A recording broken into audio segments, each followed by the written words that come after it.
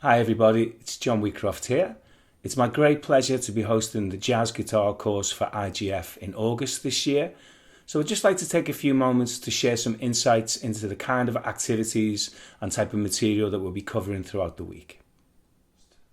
It's a wonderful opportunity to get together with like-minded guitar players, share some ideas, and most importantly, we get to play together.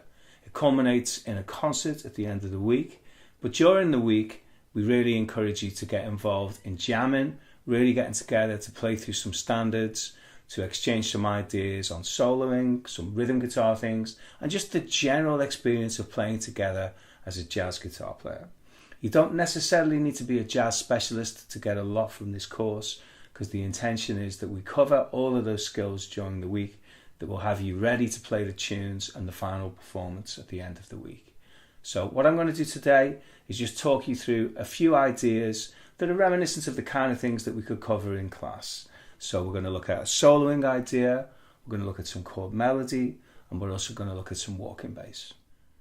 And here's our first musical idea. This is based around the style of the great Pat Martino, around a D-7 or a G9 harmonic backing. Essentially, we're dealing with natural notes ranging from D up to F. So we're in the 9th and then 10th position. We jump up when we reach the B string. Like so. So D, E, F, G, A, B, C, D, E, F. But what we're really exploiting here is the tone gaps that we find between the 10th and the 12th frets on the first 3 strings. So Pat really likes to explore the chromaticism connecting these gaps. So let's play this really slow. Here's the first connection. So descending. The second string we ascend. Then more descending. Connection. And we end on the root. So the whole phrase in its entirety is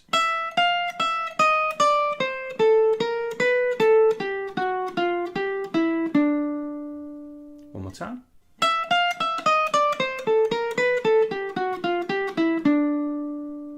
Here's a simple but really effective chord melody idea to create a really bluesy big band sound in the key of G. Essentially, we're going to play a G blues scale on the first string. We can ascend or descend, moving horizontally, like so. But we're going to harmonize this single note with a big block 13 chord, like so. So our voice in here is the 3rd fret, 4th, 5th, and 3rd. I'm using a separate finger for each note. You could play this as a bar, but I find using the separate finger is more articulate when we get into the sliding that's about to follow. So we're going to use that exact shape in parallel for each of the notes of the blues scale.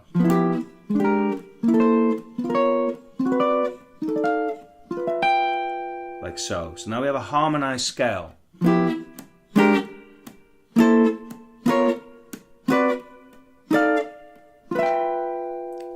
And we can play bluesy licks rather like a big band would play riffs.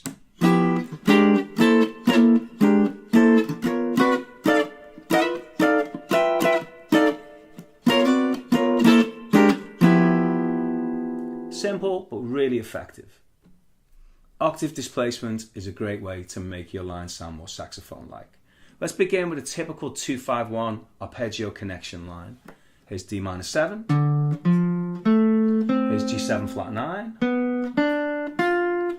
and then we resolve to the note G, which is the 5th of our final C major 7. There's nothing wrong with that phrase other than the fact that the consistent ascending direction of all the notes makes it sound rather exercise-like. Saxophone players very often will play with the direction of notes by moving certain parts of a phrase in different octaves. So instead of D, F, A, C, how about D, F, A, C, like so? A little bit more of an interesting shape there. Okay, we're still going to go from the 7 to the 3, i.e. C, the 7th of D minor, to B, the 3rd of G7.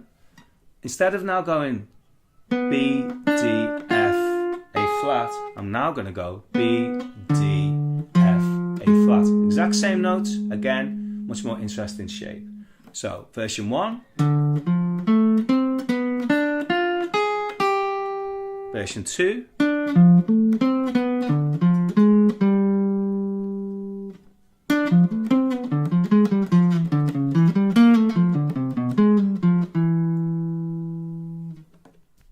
Let's end with a simple but effective walking bass idea against a G7 static tonality.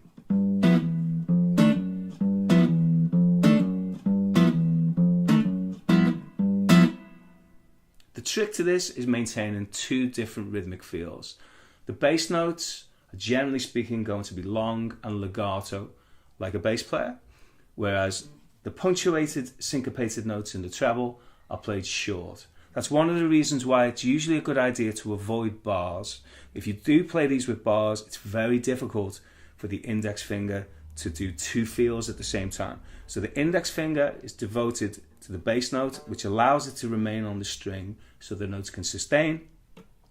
The other fingers are independent and they can come off the string once the notes have sounded to allow you to get that staccato feel.